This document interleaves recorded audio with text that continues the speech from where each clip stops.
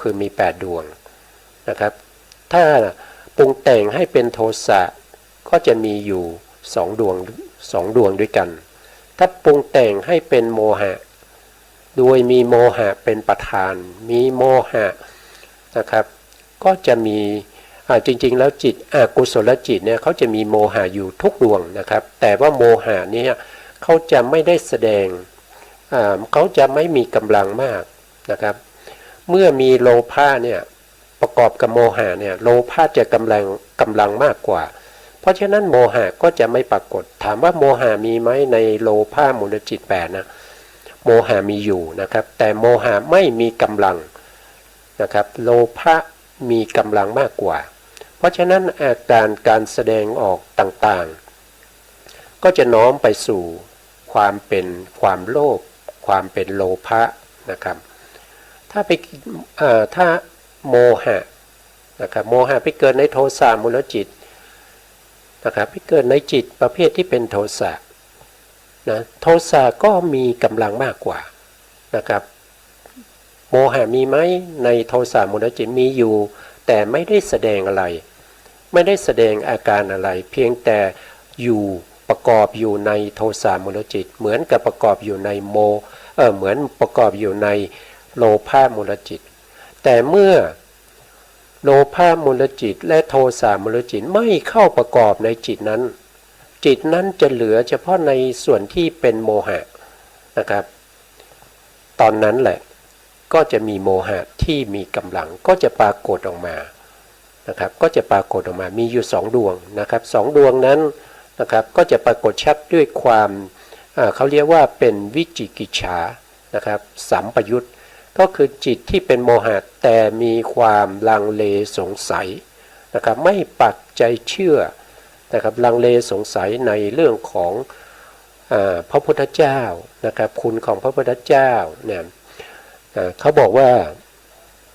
พระพุทธเจ้าเนี่ยมีพระมหากรุณาอันยิ่งใหญ่ต่อสรรพสัตว์ทั้งหลายแล้วเขาก็สงสัยอยู่นั่นแหละว่าเขาไม่เชื่อว่ามีพระมหากรุณาอย่างไรนะอธิบายยังไงเขาก็ไม่เชื่อนะครับเพราะว่าเขาลังเลสงสัยนะครับแล้วก็ลังเลสงสัยในคุณของพระธรรมนะถ้าพระธรรม 84,000 พระธรรมขันธ์เนี่ยเป็นธรรมที่นำเราไปสู่ความพ้นทุกข์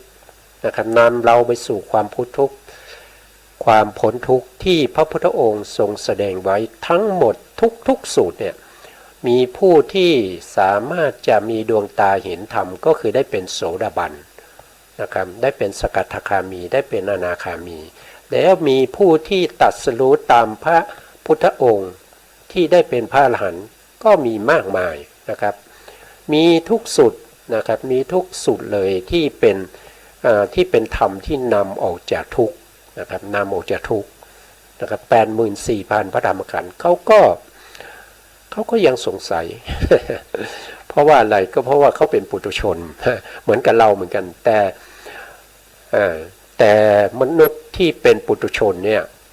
นะครับที่เป็นเทวดาก็ตามเป็นพรหมก็ตามนะครับที่เป็นปุถุชนที่มีความเลื่อมใสมีความศรัทธามีความเชื่อนะครับว่าพระพุทธองค์เนี่ยมีคุณอันยิ่งใหญ่ต่อสรรพสัตว์ทั้งหลายพระธรรมเนี่ยสามารถนำออกจากวัฏสงสารนะครับนำออกจากวัฏทุกข์ไม่ต้องเวียนว่ายตายเกิดนะครับไม่ต้องมาเวียนศีรษะไม่ต้องมาเจ็บตาเจ็บหัวเจ็บหูนะครับไม่ต้องมีมาปวดแขนปวดขานะสามารถที่จะเข้าสู่พระนิพพานนะครับมีสันติลักขณังนะครับอันนี้ก็เป็นพระธรรมของพระพุทธเจ้านะครับเรียกว่าเป็นนิยานิกธรรมเป็นธรรมที่นำออกจากทุกข์นะแล้วก็พระอริยสงฆ์นะครับเป็นผู้ปฏิบัติดีปฏิบัติชอบเป็นผู้ที่สามารถที่จะศึกษาปฏิบัติตามแล้วก็ได้ผลทุกข์มีจริงนะครับมีจริงโสดาบันมีจริงนะสกทาคามีจริงอนาคามีจริงพระอรหันต์มีจริงนะครับเขาก็ไม่เชื่อนะครับเพราะว่าเขามีอะไรก็เพราะว่าเขามีโมหะแล้วก็ มีกำลังของวิจิกิจฉาก็คือตัวลังเลสงสัยเนี่ยมันถึงเป็นอย่างนี้นะครับแล้วโมหะอีกดวงหนึ่งดวงนั้นก็จะมีความฟุ้งซ่านนะครับมีความฟุ้งซ่านอยู่ในตัวนะทีนี้เราก็ไปดูรายละเอียดในแผ่นสไลด์นะครับไปดูในสไลด์นะครั้งที่แล้วเนี่ยผมได้พูดถึงในเรื่องของอกุศลเจตสิกซึ่งเป็นสภาวธรรมที่มีอยู่ถึง52อย่างด้วยกันนะครับมาถึงในข้อที่14นะมาถึงในข้อที่14นะครับซึ่งเรียกว่าวิจิกิจฉาเจตสิกพอดีเวลาหมดนะครับไม่ได้พูดรายละเอียดให้ฟังนะซึ่งวิจิกิจฉาเจตสิกเนี่ยเป็นเจตสิกประเภทหนึ่งที่มีลักษณะก็คือสังสยะนะสังสยลักขณามีความสงสัยเป็นลักษณะความสงสัยในที่นี้เนี่ยไม่ได้สงสัยในเรื่องทางโลกนะครับไม่ได้สงสัยเช่นไม่ได้สงสัยว่า2 บวก 2เป็น4อย่างนี้ไม่ได้สงสัยว่า2 บวก 2ทำไมได้4นะไม่ได้สงสัยอย่างนั้นนะไม่ได้สงสัยในเรื่องของวิชาทางโลกพูดง่ายๆแต่สงสัยในเรื่องของธรรมะนะครับสงสัยว่าพระพุทธองค์เนี่ยตรัสรู้จริงไหมนะครับมีพุทธคุณนะครับที่เราเรียกว่าพระบริสุทธิคุณว่าโดยย่อๆนะบริสุทธิคุณเนี่ยมีความบริสุทธิ์จากอนุสัยกิเลสได้จริงหรือเปล่านะครับพระพุทธองค์มีอนุสัยอยู่หรือเปล่านะพระพุทธองค์สงสัยว่ายังมีการมาราคะนุสัยอยู่อย่างนี้สงสัยนะสงสัยอย่างนี้หรือสงสัยพระธรรมว่าธรรมจักรปวัตนสูตรเนี่ยที่พระพุทธองค์ทรงแสดงเป็นพระธรรมสูตรแรกในพระพุทธศาสนาเนี่ยทำไมปัญจวัคคีย์ทั้ง5เนี่ยทำไมมีแต่พระโกฏัญญะรูปเดียวนะครับได้ดวงตาเห็นธรรมนะครับแต่ทำไมเทวดาพูดกันเป็นโกรธๆนะครับที่ได้บรรลุธรรมเนี่ยก็สงสัยนะก็สงสัยนะหรือว่าสงสัยในเรื่องของพระสงฆ์นะสงสัยว่าปฏิบัติดีปฏิบัติชอบได้เป็นโสดาบันสกทาคามีอนาคามีแล้วก็เป็นพระอรหันต์มีจริงหรือเปล่านะสงสัยอย่างนี้แล้วก็สงสัยในเรื่องของสิกขา3สงสัยว่าการให้ทานเนี่ยนะครับดีจริงหรือนะสงสัยในเรื่องของกรรมและผลของกรรมสงสัยในเรื่องของศีลเนี่ยสงสัยว่าทำไมเราฆ่าสัตว์เพื่อเป็นอาหารเนี่ยทำไมต้องบาปด้วยนะครับถ้าคุณสงสัยอย่างนั้นนะครับก็ถ้าคุณเจอยักษ์นะครับมนุษย์ก็เป็นอาหารของยักษ์ยักษ์ก็จะเอาคุณไปเป็นอาหารจะบาปไหมนะครับไปเจอเสือนะครับเสือก็จะเอาคุณเนี่ยเป็นอาหารนะคุณจะคิดยังไงนะครับคุณจะคิดยังไงนะครับหรือว่าไปเห็นคนอื่นนะครับเห็นคนอื่นแล้วก็ไม่พอใจก็วางแผนในการที่จะฆ่าเขานะครับแล้วทีนี้ถ้าเกิดว่าเขาคิดจะฆ่าเราบ้างล่ะนะครับมันก็เป็นกรรมนะครับมันก็เป็นกรรมนะสิ่งมีชีวิตทั้งหลายเนี่ยเป็นสิ่งที่เราไม่ควรจะทำให้เขาชีวิตเขาเนี่ยตกไปนะครับให้เขาเนี่ยอยู่ตามอัตภาพของเขานะครับไม่ว่าจะเป็นสัตว์ก็ตามเป็นมนุษย์ก็ตามนะครับเป็นอะไรก็ตามนะที่มีชีวิตเราไม่ควรจะทำร้ายชีวิตเขาอันนี้ก็เป็นเรื่องของศีลนะเมื่อมีทานมีศีลแล้วก็จะมีสมาธินะครับมีสมาธินะครับการทำสมาธิจนได้ปฐมฌานนะครับได้ทุติยฌานตติยฌานหรือว่าได้อภิญญาสามารถที่จะเหาะเหินเดินอากาศนะครับสามารถที่จะหายตัวแทรกเข้าไปในผนังหรือว่าจะดำดินหรือว่าจะเดินบนผิวน้ำมีจริงไหมผมไม่เคยเห็นนะครับไม่เคยเห็นนะครับ อันนี้ก็เป็นเรื่องสงสัยในเรื่องของพระธรรมเรื่องของพระอริยสงฆ์สงสัยในสิกขาสามอะไรพวกนี้นะครับเกี่ยวกับพระธรรมคำสั่งสอนเนี่ยเราเกี่ยวกับพระพุทธศาสนาก็แล้วกันนะครับที่พระพุทธองค์ทรงแสดงไว้ถ้าสงสัยอย่างนั้นเนี่ยก็คือเป็นวิจิกิจฉาเจตสิกนะเกิดในโมหะมูลจิตนะทีนี้เรามาดูนิดหนึ่งในแผนภูมินะในแผนภูมิเนี่ยเรื่องของปรมัตถธรรมทั้ง4นะครับพูดถึงอกุศลจิต12อยู่ตรงนี้นะครับโลภะมูลจิตเนี่ยมีอยู่8นะครับอันนี้มีโลภะนี่เป็นประธานนะครับมีโลภะนี่เป็นประธานอยู่ในนี้แต่ถ้าเราเจาะลงไปในแต่ละดวงเนี่ยเราก็จะเห็นว่าอย่างเช่น4ดวงข้างหน้าเนี่ยนะครับก็คือดวงที่1ดวงที่2แล้วก็ดวงที่5กับดวงที่6นะ4ดวงนี้เขามีโลภะเป็นประธานก็จริงนะครับแต่ที่มีกำลังมากกว่าโลภะนั่นก็คือตัวทิฏฐิเจตสิกก็คือเป็นทิฏฐิคตะสัมปยุตมีความเห็นผิดนะครับเห็นผิดในอะไรบ้างนะครับก็เห็นผิดในเรื่องของสัจธรรมนะครับอริยสัจสี่อย่างนี้เห็นผิดในเรื่องของรูปนามขันธ์5นะครับรูปขันธ์เวทนาขันธ์สัญญาขันธ์สังขารขันธ์แล้วก็เห็นผิดในเรื่องของอายตนะเห็นผิดในเรื่องของธาตุนะครับธาตุ18อินทรีย์22อะไรพวกนี้นะครับเขามีความเห็นผิดนะเขามีความเห็นผิดก็คือเกิดจากจิต4ดวงนี้แล้วก็ยังมีโลภะนะครับโลภะที่เป็นตัวที่เข้าไปยินดีชอบใจในกรรมคุณอารมณ์ด้วยนะครับเมื่อไปเห็นสิ่งนี้แล้วเกิดความยินดีชอบใจแล้วก็ประกอบด้วยความเห็นผิดว่าสิ่งนี้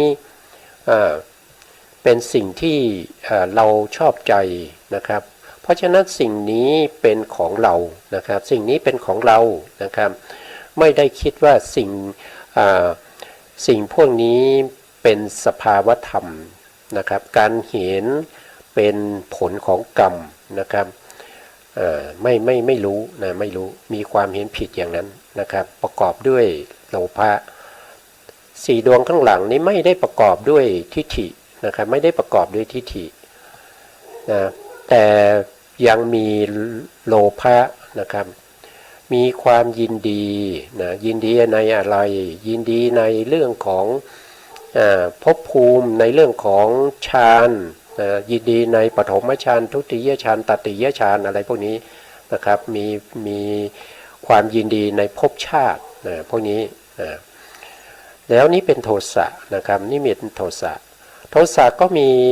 โมหะเจตสิกอยู่ด้วยนะครับโมหะเจตสิกมีโมหะเจตสิกนะครับทีนี้เรามาดูนะครับมาดูเจตสิกก่อนนะครับเนี่ยครับโมหะเจตสิกเนี่ยเขามีด้วยกัน4ดวงนะครับเขามีด้วยกัน4ดวงนะ4ดวงนี้ก็จะอยู่ในทั้งที่เป็นโลภะมูลจิต8แล้วก็อยู่ในทั้งที่เป็นโทสะมูลจิต2แล้วก็อยู่ในทั้งที่เป็นโมหะมูลจิตนะครับแต่เขาไม่ได้มีกำลังไม่สามารถที่จะแสดงตัวออกมาได้แต่เขาประกอบอยู่ในนั้นเมื่อเป็นโลภะมูลจิตเมื่อเป็นโทสะมูลจิตแต่ถ้าเป็นโมหะมูลจิตเนี่ยเขาจะปรากฏตัวออกมาหนึ่งเจตสิกนะครับก็คือ1ดวงพูดง่ายๆก็คือดวงนี้นะดวงนี้เรียกว่าอุทธัจจะนะอุทธัจจะอยู่ไหนนะอุทธัจจะก็อยู่ตรงนี้นะครับอยู่ในกลุ่มของโมหะเจตสิก4ดวงนี้นะก็จะปรากฏชัดเจนขึ้นมาก็คืออุทธัจจะก็คือความฟุ้งซ่านนั่นเองนะทีนี้วิจิกิจฉาก็คือดวงนี้นะวิจิกิจฉาเนี่ยก็ประกอบอยู่ใน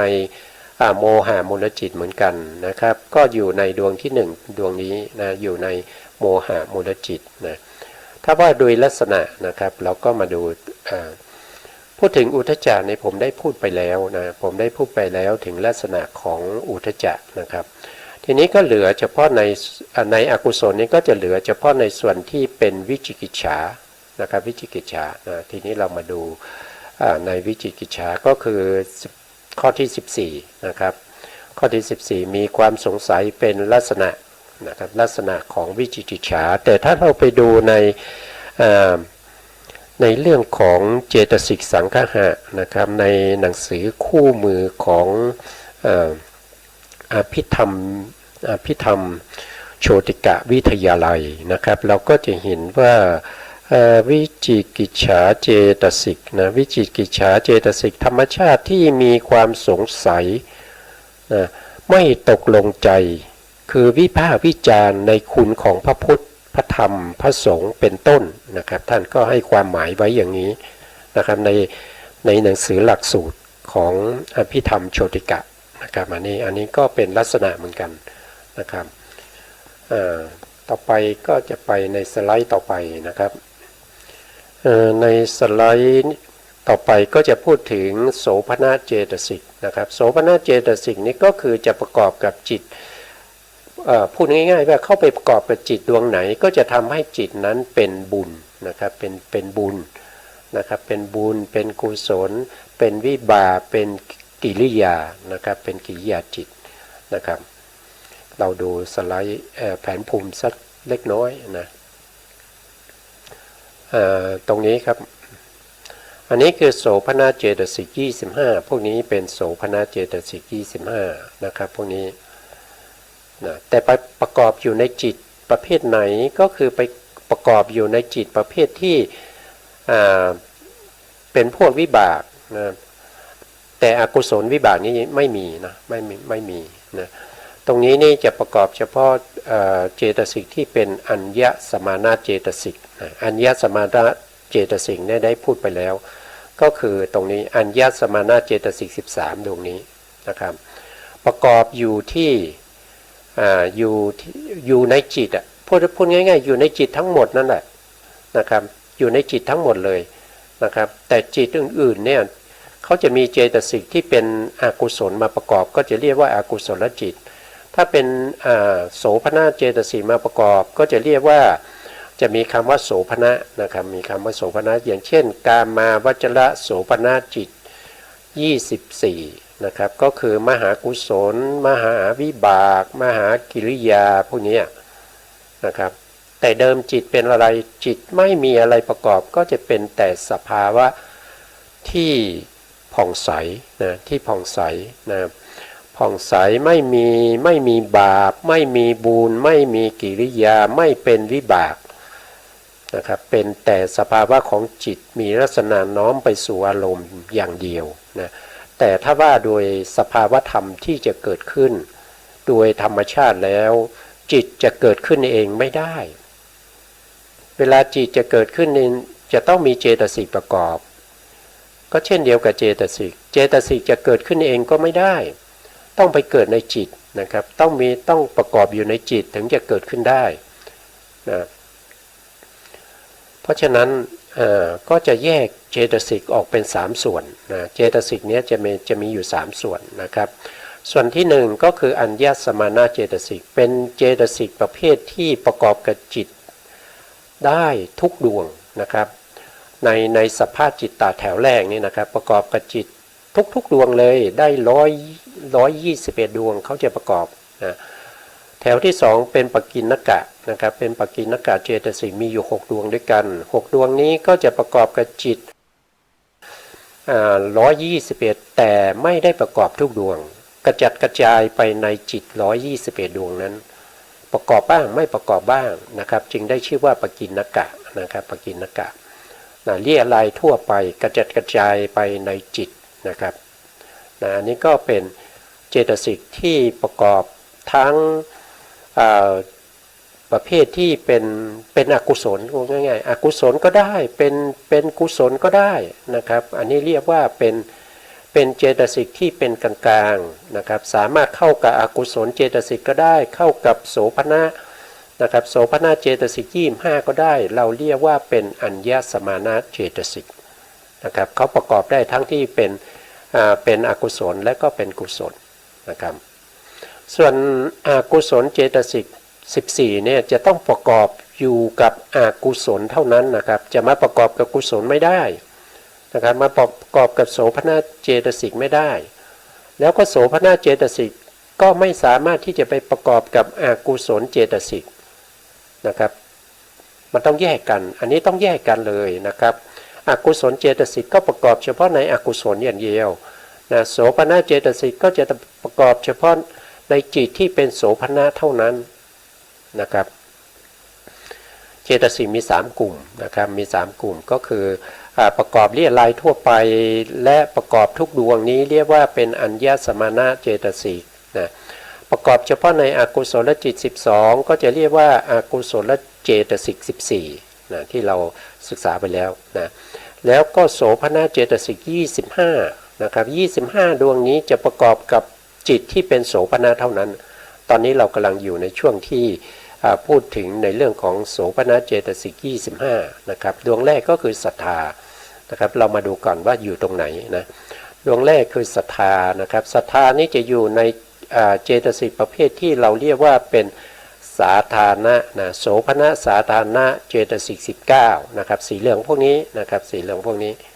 นะดวงแรกก็คือตัวศรัทธานะครับดวงที่2ก็คือสตินะดวงที่3ก็คือหิริคือความละอายนั่นเองนะครับดวงที่4ก็คือโอตัปปะก็คือความเกรงกลัวนะกลัวในที่นี้หมายถึงกลัวต่ออกุศลทุจริตนะครับอายต่ออกุศลทุจริตไม่ใช่อายอย่างที่ชาวโลกเราอย่างที่โวหารชาวโลกเราพูดกันนะครับอายคนละอย่างนะครับทั้งอายในโสภณเจตสิกนี้จะเป็นการอายต่อกุศลธรรมทั้งหลายนะครับอายต่อการทำบาปอย่างเงี้ยอายต่อการฆ่าสัตว์อายต่อการที่จะไปลักทรัพย์นะครับนะมีความละอายนะครับมีความเกรงกลัวนะดวงที่5ก็เป็น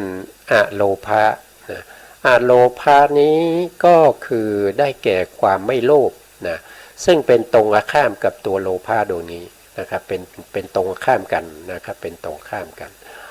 นะอโลภะอยู่ตรงนี้โทษทีอโลภะอยู่ตรงนี้นะครับแล้วต่อมาก็คืออโทสะอโทสะก็เป็นปฏิปักษ์กับโทสะก็คือตรงนี้โทสะอยู่ตรงนี้อโทสะอยู่ตรงนี้อโทสะนี่ยังเป็นองค์ธรรมของตัวเมตตาได้ด้วยนะครับเมตตานะครับเมตตาพรหมวิหาร4นะครับเมตตาแล้วก็ต่อมานะครับดวงที่เท่าไหร่นั้นดวงที่6ดวงที่7ก็จะเป็นตัตตลมัชฌตตานะครับตัตตลมัชฌตตานะครับแล้วก็จะมีเจตสิกที่เป็นโสภณสาธารณะที่เป็นคู่นะครับมีอยู่6คู่ด้วยกันเราเรียกว่ายุคลละธรรมนะครับ6คู่นะครับอันที่1ก็คือปัสสัทธิปัสสัทธิก็จะแยกออกเป็น2ส่วนก็คือกายปัสสัทธิกับจิตตปัสสัทธินะต่อมาก็คู่ที่เป็นละหุตานะละหุตาก็เป็นกายละหุตากับจิตตละหุตาต่อมาก็จะเป็นมุทุตานะครับก็เป็นกายมุทุตาจิตตมุทุตานะคู่ต่อไปนะครับคู่ที่4นะครับคู่ที่4ก็จะเป็นกัมมัญญตานะครับก็เป็นกายกัมมัญญตาแล้วก็จิตตกัมมัญญตาแล้วก็คู่ที่5นะคู่ที่5ก็จะเป็นปักคุณยตานะครับปักคุณยตาก็เป็นกายะปักคุณยตากับจิตตะปักคุณยตาคู่ที่6ก็ได้แก่อุชุกตานะครับอุชุกตาก็จะเป็นกายะกายะชุกตานะครับแล้วก็จิตตะชุกตานะครับอันนี้เป็นมีอยู่ทั้งหมด19ดวงด้วยกันนะ19ดวงนี้เราเรียกว่าโสภณสาธารณะเจตสิก19นะแล้วก็จะมีวิรติ3นะวิรตินี้ก็เป็นศีลนะนี่เป็นศีลนะครับแต่ศีลที่ในที่นี้จะเกิดขึ้นได้ต่อเมื่อมีวัตถุที่ให้เว้นที่เราเรียกว่ามิตรภวัตถุนะครับก็คือกายะสัมมาวาจาโทษทีสัมมาวาจาสัมมากัมมันตะสัมมาอาชีวะนะครับก็จะมีอยู่3ดวงด้วยกันเรียกว่าวิรติ3นะต่อไปก็จะเป็นอปมัญญา2อปมัญญา2ในที่นี้ก็ได้แก่กรุณาและมุทิตานะครับกรุณากับมุทิตานะอ อันนี้เป็นอปัมมัญญาอปัมมัญญาแปลว่ากว้างขวางไม่มีขอบเขตไม่มีประมาณนั่นนะครับต่อไปก็จะเป็นเจตสิกในโสภณะในโสภณะเจตสิก25เป็นดวงสุดท้ายนะครับก็คือดวงนี้เรียกว่าปัญญินทรีย์นะครับหรือว่าปัญญาบางทีเราก็เรียกว่าอโมหะนะอโมหะนะครับอโมหะก็คือตัวปัญญานะครับว่าชื่อแล้วก็ตรงข้ามกับโมหะนี่เองนะครับตรงข้ามกับโมหะนะครับเป็นปฏิปักษ์นะปัญญานี่เป็นปฏิปักษ์ต่อโมหะด้วยต่อโลภะด้วยโทสะด้วยอกุศลทั้งหมดเนี่ยนะครับปัญญาเป็นปฏิปักษ์ต่ออกุศลทั้งหมดเลยนะอกุศลและเจตสิก14เนี่ยถ้าปัญญาเกิดแล้วอกุศลเจตสิกทั้ง14นี่จะเข้าใกล้ไม่ได้นะครับปัญญาถ้าไปเกิดในมรรคจิตเนี่ยก็จะเป็นสัมมาทิฏฐินะสัมมาทิฏฐิสัมมาทิฏฐิเนี่ยไม่สามารถที่อกุศลและจิต12นะครับอกุศลและจิต12ที่มีเจตสิกที่เป็นอกุศลและเจตสิก14ประกอบพวกนี้ไม่สามารถที่จะเอามรรคเป็นอารมณ์ได้นะครับอกุศลและจิตพวกนี้เนี่ยสามารถที่จะเอาฌานเป็นกุศลก็ได้เอาอรูปฌานเป็นกุศลโทษทีเอารูปฌานนะครับเอารูปฌานเป็นอารมณ์ก็ได้เอาอรูปฌานเป็นอารมณ์ก็ได้นะครับแต่ไม่สามารถที่จะเอาโลกุตระนะครับโลกุตระธรรมนะครับโลกุตระธรรม9เป็นอารมณ์นะโลกุตระธรรม9ก็คือได้แก่มรรคจิต4ก็คือแถวข้างหน้าเนี่ยว่าโดยย่อนะครับแต่ว่าโดยพิสดารก็มรรค20นะมรรค20ดวงนะครับแต่ถ้าว่าโดยย่อก็เอาเฉพาะข้างหน้านะครับข้างหน้าก็4ดวงนะครับแล้วก็ผลอีก4นะครับผลอีก4แล้วก็นิพพาน1นะอันนี้เราเรียกว่าเป็นโลกุตระธรรม9นะครับนี่เรียกว่าโลกุตระธรรม9นะทีนี้เราก็กลับไปดูลักษณะนะครับดูลักษณะของเจตสิกที่เป็นโสภณะเจตสิก25นะครับโสภณะเจตสิก25ดวงแรกนะครับดวงแรกนี้จะชื่อว่าศรัทธาเจตสิกนะศรัทธาเจตสิกศรัทธาเจตสิกเนี่ยมีลักษณะว่าโดยบาลีก็คือศรัทธาหานะลักขณานะครับมีความเชื่อถือในอารมณ์ที่ดีเป็นลักษณะนะครับถ้าดูในปกิณณกะโทษทีดูในเจตสิกสังคหะนะครับก็จะมีท่านก็จะบอกว่าศรัทธาคือนะครับธรรมชาติที่มีความเชื่อและความเลื่อมใสในพระพุทธพระธรรมพระสงฆ์ตามความเป็นจริงเชื่อในเรื่องของกรรมและผลของกรรมนะครับถ้าไปดูใน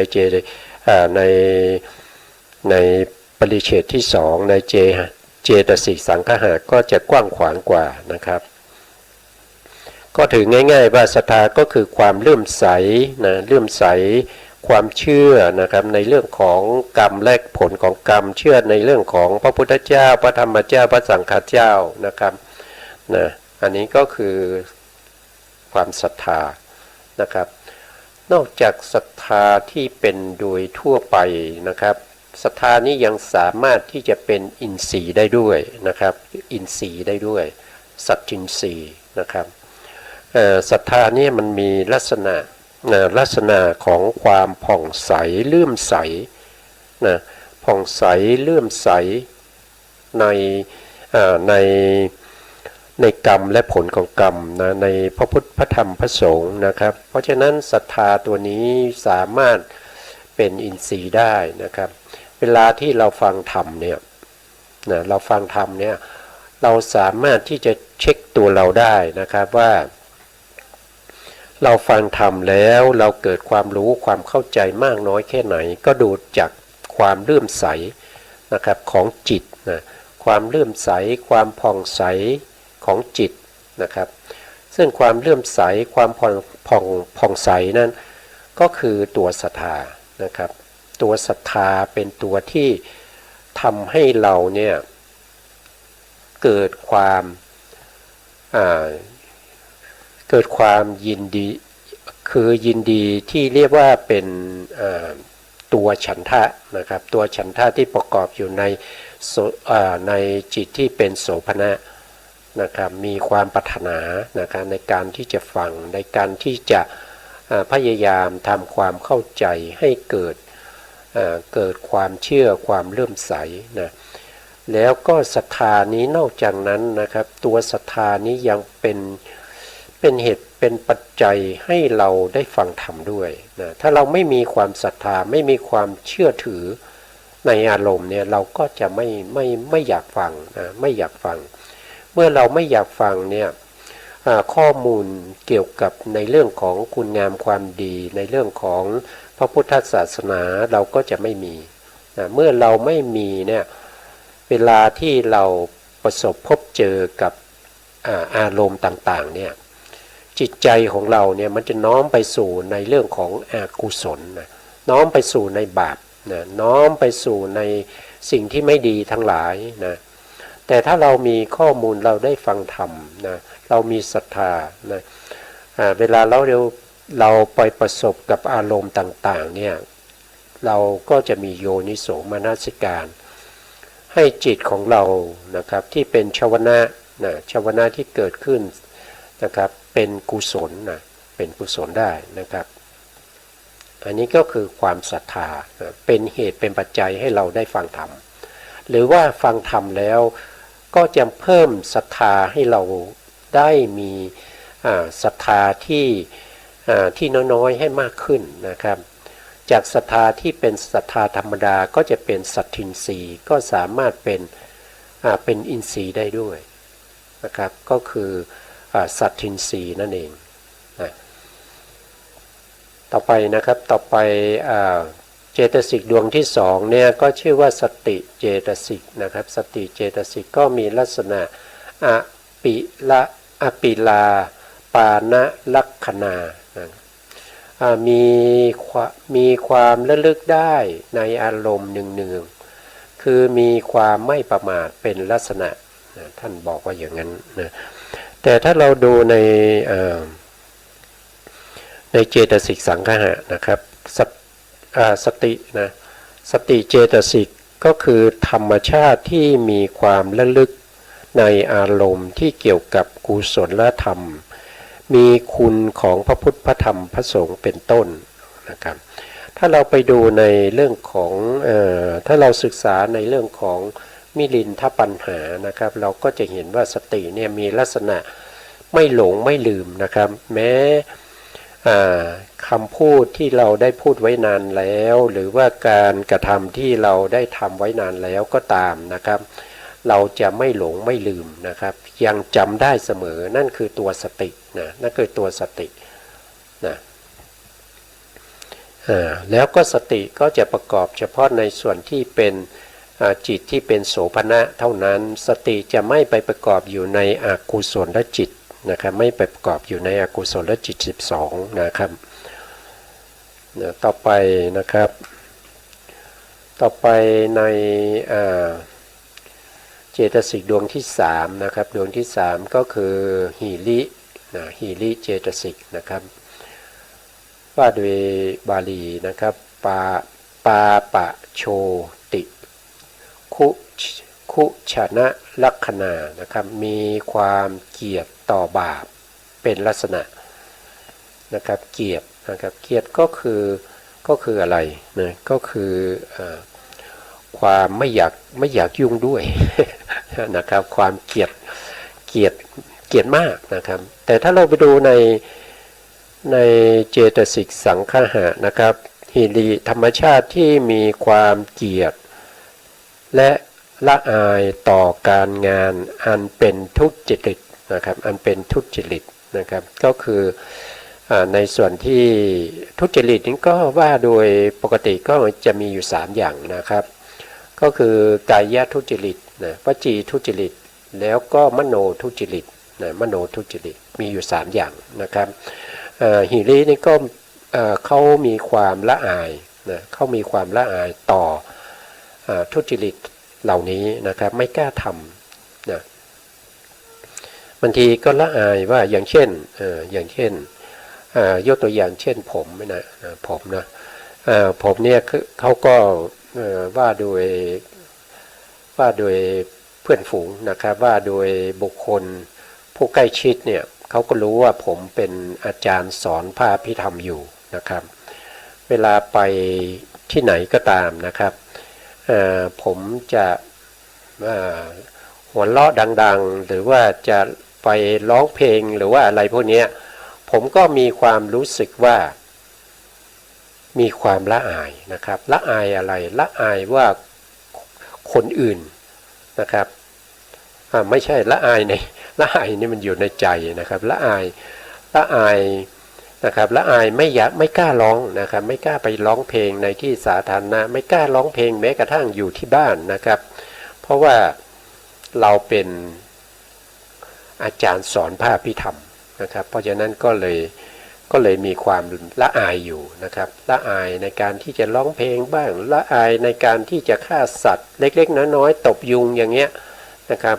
ละอายในการที่จะถือเอาสิ่งของคนอื่นนะครับที่เจ้าของเขาไม่ได้อนุญาตนะครับละอายในเรื่องของการที่จะไปพูดไปคุยกับผู้หญิงนะครับที่ไม่ใช่ภรรยาของเราไม่ใช่ลูกไม่ใช่หลานของเราอย่างเงี้ยนะครับก็มีความละอายนะครับก็มีความละอายออกมาจากใจของเราเองนะอันนี้ก็เป็นเรื่องของความละอายเป็นหีรินะเป็นหีริเจตสิกนะครับประกอบอยู่ในโสภณจิตนะโสภณจิตเท่านั้นนะต่อไปเจตสิกดวงที่4นะครับเจตสิกดวงที่4ก็จะเป็นโอตัปปะเจตสิกนะโอตัปปะเจตสิกก็คืออัตตาสนะลักขณังนะครับมีความสะดุ้งกลัวต่อบาปเป็นลักษณะนะในเจตสิกสังคหะท่านจะว่ายังไงนะครับก็โอตัปปะคือธรรมชาติที่สะดุ้งกลัวต่อการงานอันเป็นทุจริตอันนี้ก็เป็นความสะดุ้งกลัวนะครับอันนี้ปาโลกภายนอกนะอันนี้ปาโลกภายนอกกลัวคนอื่นจะมาเห็นนะปาโลกภายนอกตัวนี้นะปาโลกภายนอกฮีรีนี่ปาโลกภายในนะครับอันนี้อายมาจากจิตใจของเราภายในใจของเรานะแต่โอตปานี่กลัวผู้อื่นนะครับรู้เห็นนะอย่างเช่นยกตัวอย่างเช่นนะผู้ที่เป็นผู้มีสกุลที่ดีนะครับเกิดในตระกูลที่ดีนะครับก็กลัวว่าคนอื่นจะมาเห็นว่าตัวเองทำไม่ดีนะครับอายว่านะครับตระกูลของเราเป็นตระกูลชั้นสูงนะครับเราจะมาทำสิ่งที่ไม่ดีไม่งามเดี๋ยวคนอื่นเขาจะมารู้มาเห็นนะก็สะดุ้งกลัวนะครับกลัวต่อบุคคลอื่นได้รู้ได้เห็นอันนี้ก็คือเป็นปาโลกภายนอกนะครับปาโลกภายนอกลักษณะของเจตสิกนะครับตอนนี้เรากำลังศึกษาลักษณะเจตสิกอยู่นะครับเป็นนามธรรมนะครับเป็นนามธรรมต่อไปดวงที่5นะครับดวงที่5ก็จะเป็นอโลภาเจตสิกนะอโลภาเจตสิกก็จะมีลักษณะลักขะนะอลักขะภาวะลักขโนนะมีความไม่ติดอารมณ์เป็นลักษณะมีความไม่ติดในกรรมคุณอารมณ์นะครับไม่ติดในกรรมคุณอารมณ์นะเป็นลักษณะในเจตสิกสังคหะท่านก็จะพูดถึงนะครับอโลภะก็คือธรรมชาติที่ไม่อยากได้และไม่ติดอยู่ในกรรมคุณอารมณ์นะครับกรรมคุณอารมณ์กรรมคุณอารมณ์คืออะไรนะครับการมีคุณมากหรือนะครับถึงใช้คุณนะคุณตัวนี้เนี่ยท่านไม่ได้แปลว่าเป็นคุณธรรมอะไรนะครับแต่ในที่นี้ท่านแปลว่าเป็นตัวที่ไปผูกนะไปผูกนะผูกอยู่ในอารมณ์นั้นนะอารมณ์ที่เป็นกามนั้นนะคือเราหวนระลึกถึงนึกถึงบ่อยๆอย่างเงี้ยนะครับในกามคุณก็คือรูปอย่างเงี้ยรูปที่เห็นด้วยตานะครับเสียงที่ได้ยินด้วยหูนะครับกลิ่นที่รู้ได้ด้วยจมูกนะครับรสที่รู้ได้ด้วยลิ้นนะครับแล้วก็ การถูกต้องสัมผัสได้ด้วยกายนะครับการนึกคิดอารมณ์ทั้งที่เป็นรูปเป็นเสียงเป็นกลิ่นเป็นรสนะครับแล้วก็เป็นการสัมผัสนะครับพวกนี้เป็นกรรมคุณอารมณ์นะครับกรรมคุณอารมณ์เนี่ยมันได้ทั้ง6ทางนะครับไม่ว่าจะเป็นทางตาหูจมูกลิ้นกายแล้วก็ใจด้วยนะครับได้ใจด้วยนะครับแต่ใจจะคิดถึงรูปที่ตัวเองได้เห็นแล้วนะเสียงที่ได้ยินแล้วนะครับหรือกลิ่นที่ได้รับแล้วนะรสที่รู้แล้วสัมผัสที่ได้สัมผัสแล้วนะครับก็นึกถึงสิ่งพวกนี้นึกไปแล้วก็มีความยินดีพอใจนั่นก็คือการผูกอารมณ์ไว้กับกรรมคุณอารมณ์นะครับก็คือคุณนั่นเองนะครับก็คือตัวผูกไว้นะอันนี้นะครับก็คืออโลภะอโลภะก็เป็นปฏิปักษ์ต่อโลภะนะครับก็คืออโลภะนี่คือความติดในอารมณ์แต่อโลภะก็คือไม่ติดในอารมณ์นะต่อไปนะครับเจตสิกดวงที่6นะดวงที่6ก็คืออโทสะนะอโทสะอโทสะก็คือจันทิกะลักขโนมีความไม่ดุร้ายเป็นลักษณะมีความไม่ดุร้ายเป็นลักษณะแต่ถ้าเป็นโทสะนี่จะประทุษร้ายอารมณ์ใช่ไหมครับก็คือดุร้ายนะครับแต่ในที่นี้แปลว่าไม่ดุร้ายมีลักษณะก็คือไม่ดุร้ายนะถ้าในเจตสิกสังขารท่านก็บอกว่าเป็นธรรมชาติที่ไม่ประทุษร้ายในอารมณ์นะไม่ประทุษร้ายในอารมณ์นะบางท่านอาจจะสงสัยว่าเอ๊ะทำไมผมต้องเอาทั้งลักษณะนะครับในลัคนาที่จตุกะนี้นะครับมาแสดงแล้วก็ยังเอาธรรมชาติของเจตสิกมาพ่วงกันด้วยนะครับก็เพราะให้เราเนี่ยได้รู้ได้เห็นนะครับว่าสภาวธรรมทั้งหลายเหล่านี้เนี่ยมันอาจจะมีชื่อเรียกหลายๆอย่างนะครับมันอาจจะมีชื่อเรียกไปอย่างนั้นบ้างอย่างนี้บ้างนะครับสุดท้ายก็คืออะไรก็คือมีลักษณะเหมือนกันนะมีลักษณะเหมือนกันแล้วก็ในลักษณะที่เหมือนกันเนี่ยเราจะได้จำได้นะครับเราจะได้จำได้ว่าลักษณะอย่างนี้นะเขาอาจจะเรียกอย่างนี้ก็ได้เรียกอย่างนั้นก็ได้แต่ทั้งหมดเนี่ยมันก็คืออโทสะเจตสิกนั่นเองนะครับอันนี้ก็ให้เราได้เข้าใจนะได้เข้าใจว่านามธรรมที่เราเรียกว่าเป็นนามเตปัญญาสะนะครับที่มีอยู่53เนี่ยนะครับตอนนี้เราได้มาเท่าไหร่แล้วนะครับถ้าพูดถึงนะครับในโสภณเจตสิก25เรายังไม่ครบเลยนะครับเรามาถึงข้อที่6นะเรามาถึงข้อที่6นะเดี๋ยวเราต้องพยายามเอาให้ถึง25นะครับสไลด์ต่อไปนะสไลด์ต่อไปนะครับก็เป็นดวงที่7นะดวงที่7ก็คืออะไรก็คือตัตตละมัชฌัตตาเจตสิกตัตตละมัชฌัตตาเจตสิกก็จะมีลักษณะจิตตเจตสิกกานังสมะวาหิตะลักขณานะมีการทรงไว้ซึ่งจิตและเจตสิกให้สม่ำเสมอเป็นลักษณะนะเป็นลักษณะถ้าดูในเจตสิกสังขารก็จะตัตตละมัชฌัตตาธรรมชาติที่ทำให้จิตและเจตสิกสม่ำเสมอในกิจของตนนะครับในกิจของตนนะไม่มีการยิ่งหย่อนไปกว่ากันนะอันนี้ตัตตละมัชฌัตตานี้มีหน้าที่ในการทำให้จิตและเจตสิกก็คือจิตกับเจตสิกนี้เขาจะประกอบกันใช่ไหมครับแล้วก็หน้าที่ของตัตตละมัชฌัตตาเนี่ยก็มีหน้าที่ในการทำให้จิตและเจตสิกที่ประกอบอยู่ในจิตนั้นนะให้สม่ำเสมอกันนะให้สม่ำเสมอกันถ้าเราจะเห็นตัตตละมัชฌัตตาชัดเจนเนี่ยเราจะเห็นในฌานที่4นะครับในการเจริญสมถะนะครับในการเจริญสมถะหรือเจริญสมาธิถ้าว่าโดยพระสูตรเนี่ยในฌานที่4เนี่ยตัวตัตตละมัชฌัตตาจะปรากฏชัดเจนนะครับก็คือเขาจะเรียกว่าเป็นอุเบกขานะครับเป็นอุเบกขาที่อยู่ในฌาน4ถ้าในอภิธรรมก็อยู่ในฌาน5 นะครับก็คือตัวองค์ฌานนะองค์ฌานก็จะเหลือจริงๆองค์ฌานมี5นะครับตั้งแต่ปฐมฌานขึ้นมานะอันนั้นเราไม่พูดละนะเราพูดเฉพาะตัตระมัชฌัตตานะครับตัตระมัชฌัตตาที่อยู่ในชั้น5หรือชั้น4ในพระสูตรเนี่ยจะทำให้จิตและเจตสิกเนี่ยสม่ำเสมอนะครับหรือเราเรียกว่าเป็นอุเบกขาอุเบกขาก็คือให้สม่ำเสมอกันนะให้สม่ำเสมอกันนะครับเราจะเห็นชัดเจนในชั้นที่4และชั้นที่5นะครับชั้นที่4ในพระสูตรชั้นที่5ในพระอภิธรรมนะครับถ้าใครสามารถที่จะปฏิบัติไปถึงตรงนั้นจะรู้ถึงสภาวะของตัตระมัชฌัตตาได้อย่างชัดเจนนะครับอันนี้ก็เพียงแต่ให้รู้ว่าจิตและเจตสิกให้มันเสมอกันนะให้มันเสมอกันให้มันเสมอนะครับไม่ให้จิตยิ่งกว่าเจตสิกหรือว่าให้เจตสิกนี้ยิ่งกว่าจิตนะครับให้เข้าใจตรงนั้นไปก่อนนะครับเพราะเรา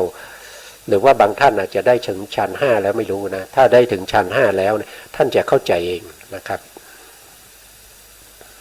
ต่อไปนะครับทีนี้เจตสิกก็จะเป็นคู่นะครับที่เราเรียกว่ายุคุณธรรมนะครับยุคุณธรรมนะครับ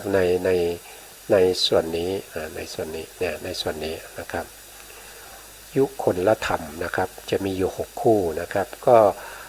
ก็มาดูในคู่ที่8กับคู่ที่9นะครับคู่ที่8กับคู่ที่9เรียกว่าปัสสัทธินะครับว่าเรียกว่าปัสสัทธินะครับก็มี2ดวงก็จะเป็นกายปัสสัทธิกับจิตตปัสสัทธิ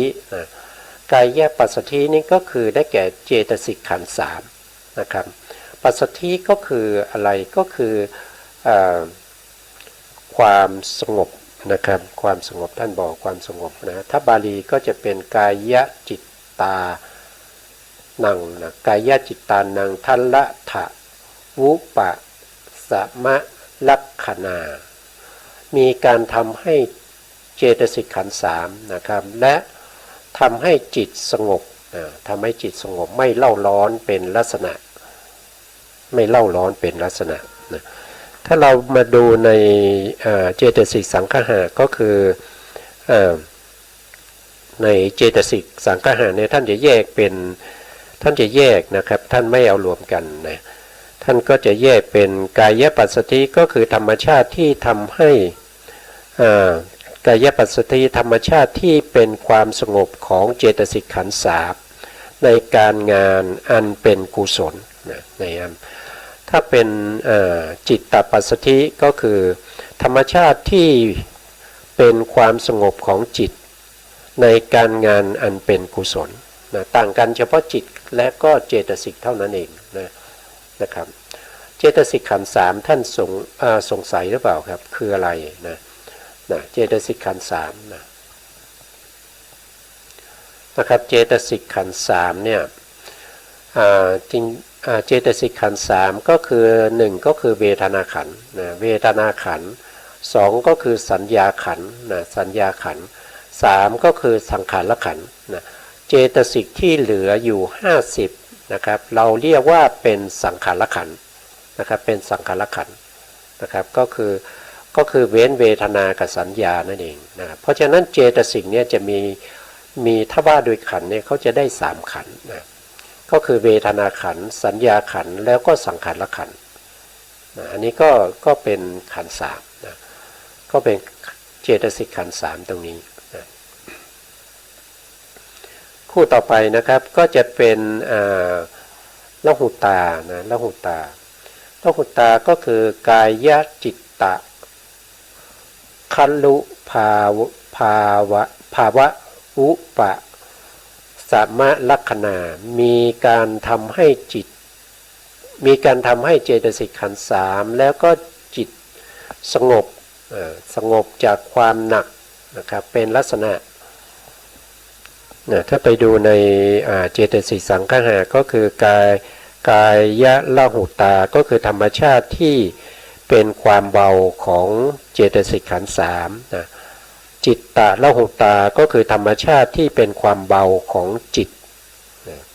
ในการงานนั้นเป็นกุศลด้วยนะครับมีคำว่าในการงานนั้นเป็นกุศลนะครับเพราะว่าเขาจะต้องเกิดกับจิตและก็เจตสิกในฝ่ายที่เป็นกุศลเท่านั้นนะครับอันนี้ก็คือความสงบนะความสงบต่อไปในคู่ที่10กับ11นะคู่ที่10กับ11ก็คือละหุตานะปัสสัทธิความสงบละหุตาทำไมจิตนะครับมาตรงนี้อาจจะบนสไลด์เนี่ยอาจจะพิมพ์มาผิดนะครับมาดูในส่วนที่เป็นละหุตานะครับละหุตากายะละหุตาธรรมชาติที่มีความเบานะครับตรงนี้ไม่ใช่สงบนะครับต้องเป็นเบานะตรงนี้เป็นเบานะครับพิมพ์มาผิดนะครับตรงนี้ก็เป็นเบานะครับเบาไม่หนักนะครับอันนี้ก็เบาเหมือนกันน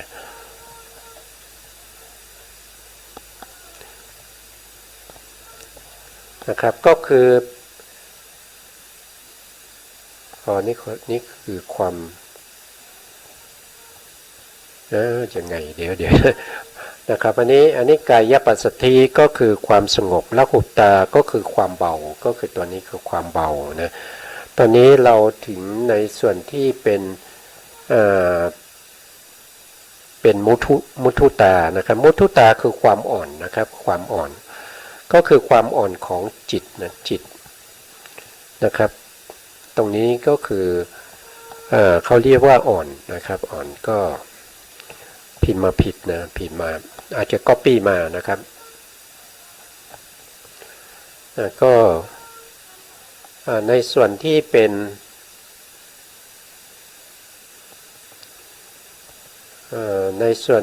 นคู่ที่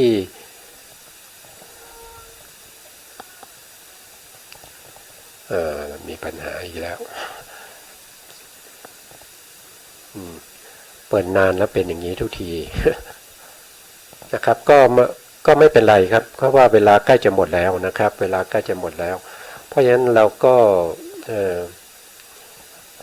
พูดคุยกันนะครับว่าถ้าเป็นมุทุตาเนี่ยก็เป็นธรรมชาติที่อ่อนนะครับอ่อนของอะไรก็คือเจตสิกขันธ์3นะครับแล้วก็ถ้าเป็นจิตตมุทุตาก็คือธรรมชาติที่มีความอ่อนของจิตต้องมีว่าในการงานนั้นเป็นกุศลด้วยนะครับในการงานนั้นเป็นกุศลนะครับตอนนี้เราได้ถึงเรื่องของมุทุตาอยู่นะครับแล้วต่อไปในครั้งต่อไปก็จะมาต่อนะครับวันนี้เราก็จะคืนเวลาให้สถานีก่อนนะครับเพราะว่าหมดเวลาแล้วนะครับสุดท้ายนี้ก็ขอกราบขอบพระคุณพระครูสมุทรวิศวัตรวรกิจโจผู้อำนวยการสถานีวิทยุเพื่อการศึกษา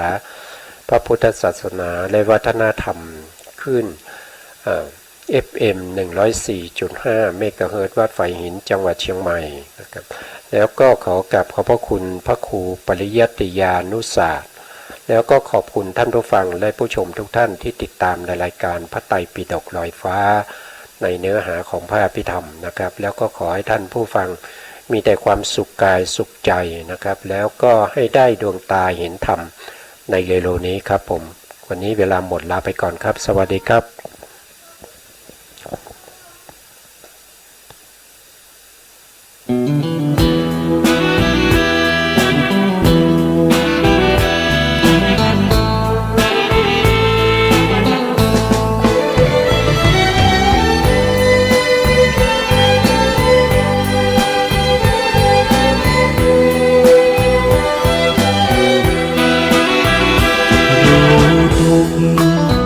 ละสมุทัย